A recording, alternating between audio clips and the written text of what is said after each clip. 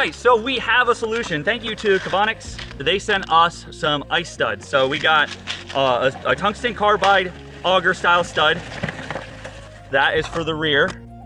Maybe a little too close, it might not focus. That is for the rear. We got an installation tool with a magnet. So watch this. So we take this and try not to spill this all over the ground. But look at that. It stays in. Well, I mean, these ones are a little heavier, so they will fall out. So that's for the rear. We got 100 tungsten carbide studs for them, and these ones are for the front. We have a couple here. Those are for the front tire.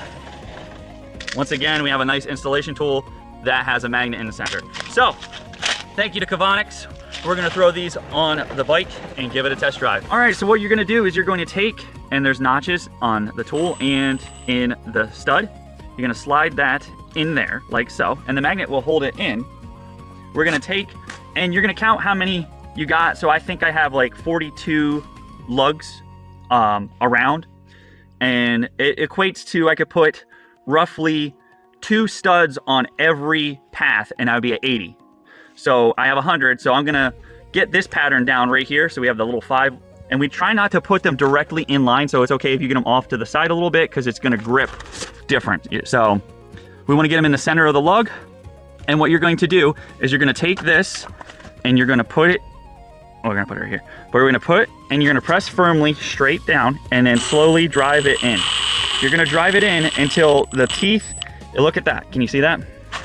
So you see how my tool is sitting flush against the tire. That means we have the stud set all the way, and you want the collar of the stud to be flush with the rubber. So that's how we're going to do it. Now we got to do this 80 to 100 more times.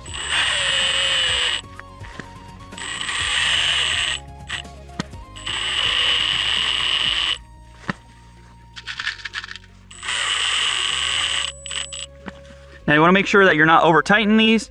That way it's not shredding the internals, so you just want to get them flush and they won't come out. All right, so we got them all installed. We have 100 number 180 studs in this tire. So what I did is I have this 5 pattern going on, and along the edges, this took 80, the center took 80, and then along the edges we alternated. So we have one right here and then one right here. So there's 40 knobs. So we just bounce across. And look at that tire. Look how gnarly these look. Now these are the Cavonics number 180 studs, and we got 100 in that tire. I don't got the front done yet, but let's just see how this works. Let's see how this works against the old ice. We're gonna try that. All right, so we got 100 of the number 180 Cavonics ice studs in this Vulcanduro. So we're going to see, you saw how it worked last time. Let's see how it works this time.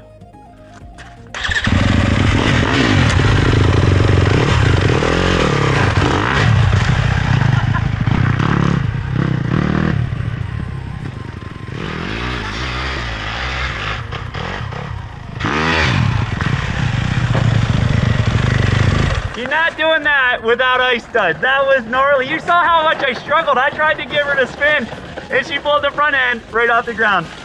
These things are crazy. I can't wait to get the front installed, and we'll get hit some riding.